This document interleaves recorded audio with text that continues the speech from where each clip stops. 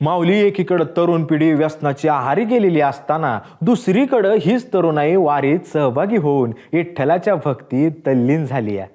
या वारीत एका तरुणाला वाईट वळणाला जाणाऱ्या आपल्या मित्रानं वारीत आणून त्यासनी विठ्ठलाच्या भक्तीची ओढ लावली आहे। त्यांच्याशी संवाद साधलाय आमची वारकरी शिवलीला पाटीलनं। बोलावा विठ्ठल पाहावा विठ्ठल करावा विठ्ठल जीव आहे करावा। परंपरा संस्कृती या सगळ्याच गोष्टी ही वारी जपते आणि अर्थात त्याचं मूर्तिमंत उदाहरण आहे। आता ज्या वयांमध्ये किंवा ज्या आपण बघतोय आज हळूहळू आपला महाराष्ट्र सुद्धा व्यसनाकडे चालतोय, कुठे चांगला आहे तर कुठं वाईट आहे। जिथं टाळ घेऊन हर्ष करणारी वारकरी मुलं आहेत तिथं व्यसन करून धिंगाणा घालणारी सुद्धा पिढी आहे। तर अर्थात ते कमी करायचं आणि ते कमी करण्यासाठी हा वारीचा अनुभव फार महत्त्वाचा आहे। तर नक्की या व्यसनाला सोडून हे परमार्थाचं, हे हरिनामाचं, हे विठुरायाचं व्यसन कितीसं गोड आहे आणि कितीपर्यंत योग्य आहे हे आपण नक्की विचारूया। रामकृष्ण रे दादा। रामकृष्ण हरी। काय वाटतं तुम्हाला याच्याविषयी?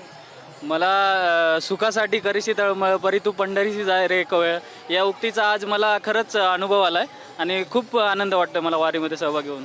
बरं, आता नेमका वारकऱ्यांचं हरिनामाचं व्यसन योग्य आहे की आजकालची जी तरुण पिढी करते, जिथे गोवा, गुटखा, ड्रग्स आपण कितीही लांबपर्यंत जाऊ शकतो, तर ते योग्य आहे की वारकऱ्याचा टाळ घेऊन या भजनामध्ये तल्लीन होऊन आई वडिलांची सेवा करत ही परंपरा जपणं योग्य?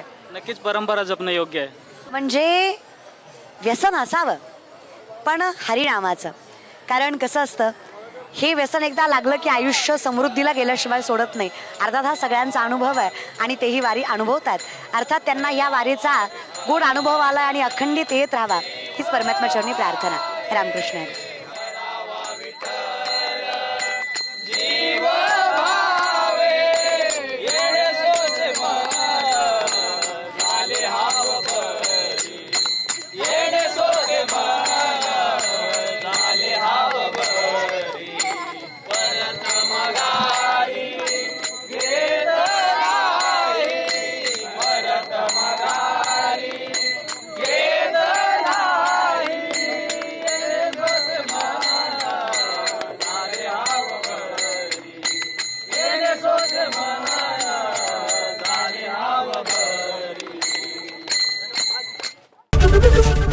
एबीपी माझा, उघडा डोळे बघा नीट।